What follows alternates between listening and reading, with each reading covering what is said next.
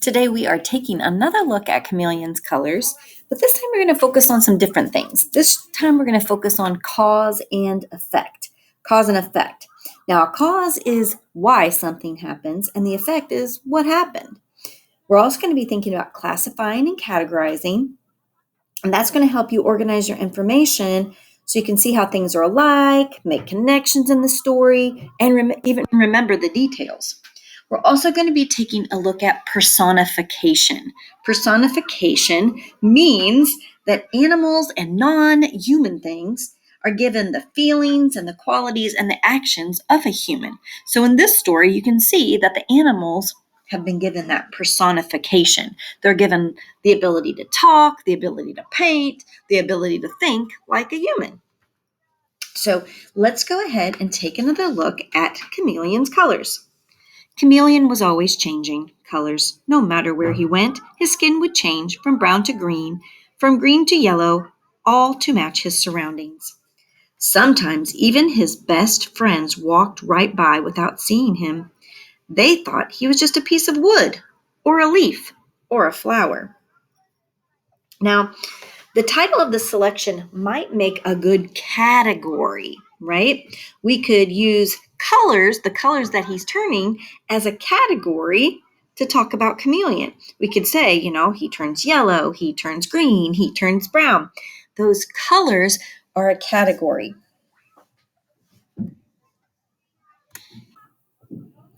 One day, Hippo almost stepped on him. "Oops," said Hippo. "I didn't see you." "I know," said Chameleon.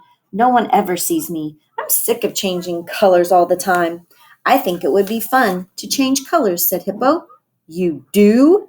Chameleon was surprised. Now, we talked about this genre was fantasy, and that animals are given the abilities to do things they wouldn't be able to do in the real world, like talk. That's also an element of personification. They're given the ability to talk. "Day after day, I'm just the same, old muddy gray," Hippo explained. "I wish I could be a different color for a change." "Well, if that's what you really want," said Chameleon. He grabbed some pink blossoms and stomped on them. Then he splashed the juice all over Hippo. "Huh, that's fabulous," said Hippo. "Now I'm pink like you." Suddenly, Chameleon had a great idea. That night, he stayed up late collecting flowers and fruit and leaves. He squeezed out their juices and mixed them in little coconut shells. He couldn't wait for morning.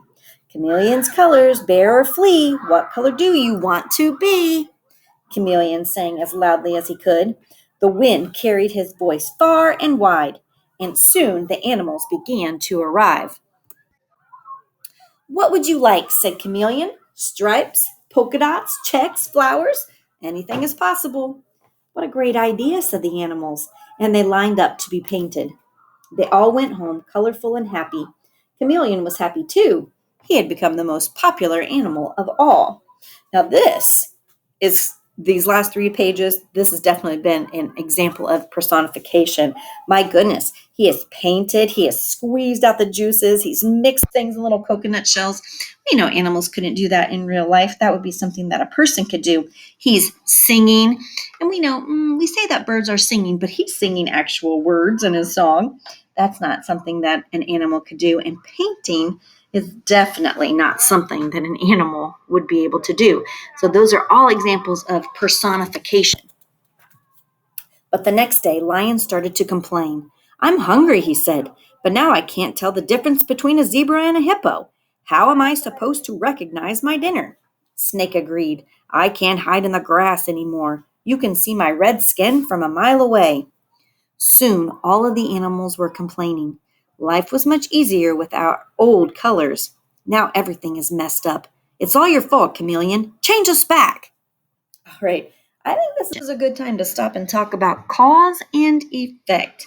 Cause and effect. Now, cause is the reason something happens. And then the effect is what actually happened. So let's talk about the cause. The cause is Chameleon painting all of the animals. So what has been the effect of Chameleon painting all those animals? The lion can't recognize his dinner anymore. The snake can't hide in the grass. Everybody's having trouble with their new colors, right? So the cause is chameleon painting, and the effect is the animals are now having trouble finding food, and they think that life was much easier before. The angry animals chased Chameleon to the edge of a cliff. Trembling, Chameleon closed his eyes, turned the color of the rocks, and waited. Suddenly, a clap of thunder roared. Huge sheets of rain poured down, washing the colors off the animals. Chameleon breathed a sigh of relief. Okay, well, here's another good time to stop and talk about cause and effect. Now, the cause will be the rain. The rain came down. And the effect was all of the paint was washed off the animals. So the rain caused the effect of having the colors washed off of the animals. All right. When the sun came out again, everything was back to normal. The stripes were on the zebras instead of the lion. The spots were on the giraffes instead of the elephants. And Chameleon was back to normal too, changing from brown to green, from green to brown, all to match his surroundings. All right. So I like the way that this author ended the story the way she began the story. Because remember, at the beginning of the story, it says exactly the same thing.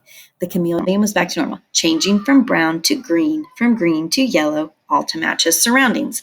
And if you look back at the beginning of the story,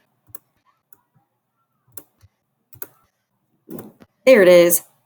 From brown to green, from green to yellow, all to match his surroundings. Makes it feel like that the story is complete. It's come full circle. All right, let's take a look at vocabulary. Now, I'm going to make sure that the volume is up nice and loud so you'll be able to hear it. The first word is the word match. Match, all to match his surroundings. Match. To be like something else. The red shoes match. They look the same. Match. All right, so match means to be like something else. So the color of his skin was like all the things that were surrounding him. And the other word there that's in yellow is the word surrounding. So let's take a look at that. Surroundings. The things around a person or animal. Tall grasses are the sheep's surroundings. Surroundings. Okay, your surroundings are just the things that are around you. It's got that word round in there, surroundings. The things around you are your surroundings. Let's take a look for our other vocabulary word. There it is. He grabbed some pink blossoms. Blossoms.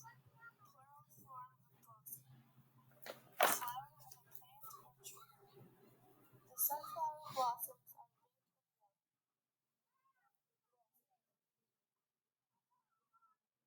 All right, so pink blossoms, that's just a flat pink flower. Flat blossoms are the flower of a plant or a tree. So we're just talking about, when we talk about blossoms, we're talking about flowers. All right, so the next word is possible. Anything is possible. possible. Able to happen, be done, or become. I can do it. It is possible. Possible. All right, so possible means that it's able to happen. It can be done or it can become. So anything is possible, anything can happen, right? Anything can be done. Next word is the word recognize. Recognize. How am I supposed to recognize my dinner? Recognize. To know and remember from before. Libby and Beth recognized the teacher. They met him earlier.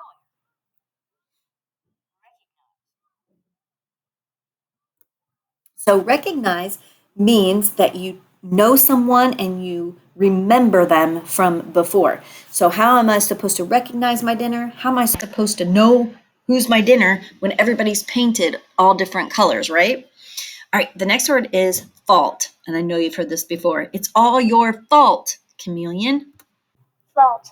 The ownership of a mistake. Noah hit the glass. The milk spilled. It is Noah's fault. Fault. All right. Fault just means the ownership of a mistake. So mom says, "Who broke the window?" And you would say, "I did. I was playing baseball." You recognize your mistake. You were told you were at fault. All right. One more word to go. And that is the word, whoops, I missed it there. Trembling, trembling. And it says, he came to the edge of the cliff. Trembling. Chameleon closed his eyes. Trembling. Trembling. A form of the word tremble. To shake with cold, fear, weakness, or anger. He is cold. He is trembling. Trembling. All right, so trembling means to shake. And you could be shaking because you're cold or you're afraid or you're angry. Sometimes you tremble because you're so angry. So trembling just means he's shaking. And why do you think he's shaking? What do you think is making him tremble? I think he's afraid, right? All those animals are chasing him. So this time, he's trembling because of fear.